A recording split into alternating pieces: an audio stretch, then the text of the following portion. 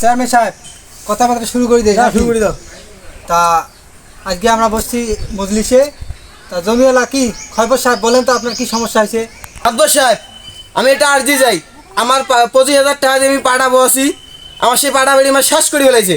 আমার বিচারটা চাই এখনই। থাকি ভাই, বিচার করার জন্য তো আমরা বসছি, এত ফেলা করিস না। মাতো সাহেব, হ্যাঁ চেয়ারম্যান সাহেব। জমিরা তো কইছে, হ্যাঁ এখন মেয়েটে শুনো কি কয়। আচ্ছা শুনবে লাগছি। আচ্ছা। হ্যাঁ মেয়ে, ঘটনা খুলে বলো। মাদবর সাহেব, আমি পাট খেতে গেছি ছাগল ধরি, ও আমার হাত টেনে নিয়ে কী কী যে করছে আমি কইতে পারবো না। ও কী কী যে করছে আমার শরম করে। হ্যাঁ ভালো করো, এটা কি বালখানা তুলে বসছি, সব খুলে বলো।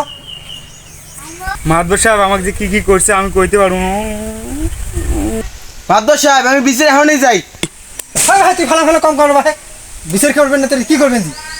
বসেন। এখন ছেলেটা থেকে শুনুন যে দোষী। আচ্ছা হ্যাঁ তুই কত ঘটনা খুলি ক।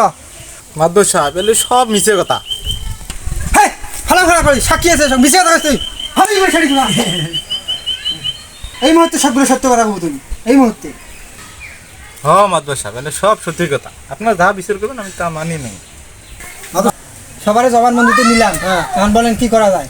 যদি দোষ ঠিক আছে ওই, তাহলে ওই আর বিয়ে দিয়ে দাও। বিয়ে দেই নাকি? বিয়ে দিয়ে দাও। বিয়ের ব্যবস্থা করো। ঠিক আছে।